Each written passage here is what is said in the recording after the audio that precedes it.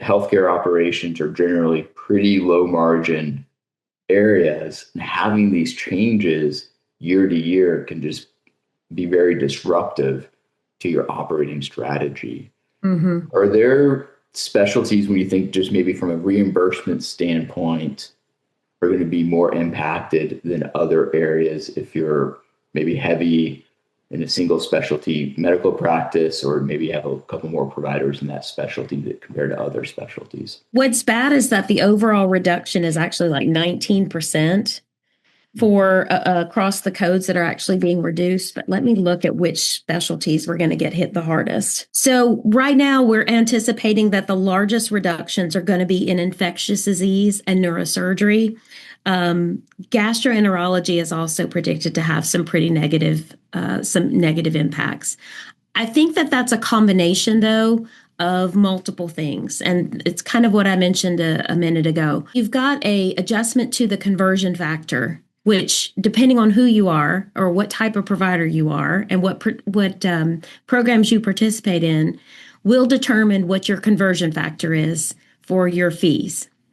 Simultaneously, you have another adjustment and potentially two adjustments that is impacting the value associated or the multiplier against those fees.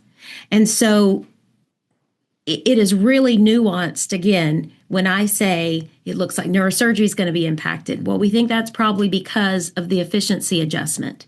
You may see some other impacts for gastroenterology or some of the other specialties, but that could be primarily based on something not related to the adjustments we were just talking about. Because at the same time that we have these new adjustments, the practice expense adjustment, the efficiency adjustment, there are the regular adjustments that happen every year, where I often say it's kind of like robbing Peter to pay Paul, where essentially money is moved around to better represent the cost of services, the value of physician work associated with it, but all under the guise that it has to stay budget neutral under the Medicare fee schedule, which is a requirement.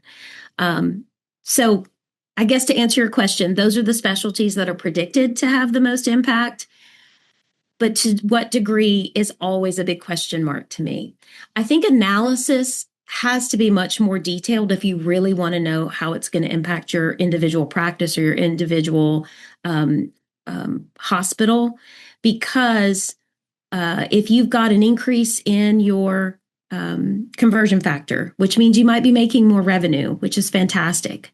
But simultaneously, you might be paying out more in work RVUs. Or conversely, you have this increase in your conversion factor, but your work RVU adjustment's gone down. You might be paying out less, which might be a benefit if you're an employer, but not a benefit if you're the employee. So the analysis has to be at a much more granular level to really determine how it's going to impact you. I think it would be short-sighted of a hospital or even a provider to say, I'm a neurosurgeon, therefore I expect I'll be hit by 2%.